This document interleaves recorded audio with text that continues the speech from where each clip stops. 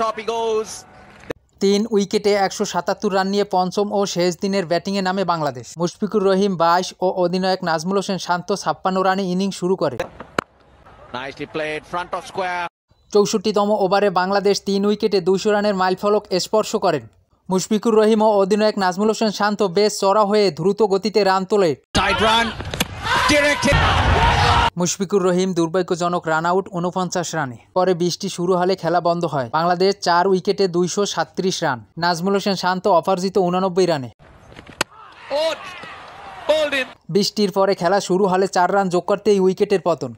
Liton Kumar Das out 3 রানে। দলীয় 41 রানে টাইগাররা পঞ্চম উইকেট হারায়। দলীয় 49 রানে বাংলাদেশের ষষ্ঠ উইকেটের পতন। জাকির আলী অনিক আউট 2 রানে। তবে অধিনায়ক নাজমুল হোসেন শান্ত ছিল এক প্রান্তে অবিচল, যেন 100 রানের অপেক্ষায়।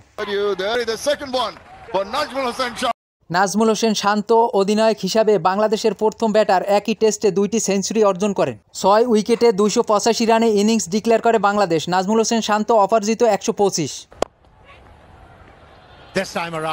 শ্রীলঙ্কা দ্বিতীয় ইনিংসে যখন ব্যাট করতে নামে তখন দিনের বাকি মাত্র 39 ওভার। 296 রানের টার্গেটে দারুণ শুরু শ্রীলঙ্কার। 2 ওপেনার পাথুম নিসাঙ্কা ও লাহিরু উদারা ওয়ানডে স্টাইলে ব্যাট করেন। দলীয় 32 ও 34 রানে শ্রীলঙ্কা প্রথম ও দ্বিতীয় উইকেট হারায়। 2 ওপেনার লাহিরু উদারা 9 ও পাথুম নিসাঙ্কা 24 রানে আউট। স্পিনার তাইজুল ইসলাম ও নাহিম হাসানের উইকেট শিকার।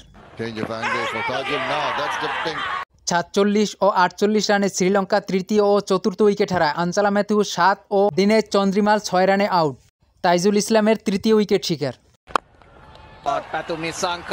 শ্রীলঙ্কা 4 উইকেটে 72 রান করায় দিন শেষ হলে ম্যাচ ড্র। নাজমুল হোসেন শান্ত প্রথম ইনিংসে 48 ও দ্বিতীয় ইনিংসে অপরাজিত 125 রানে ম্যান অব দ্য ম্যাচ।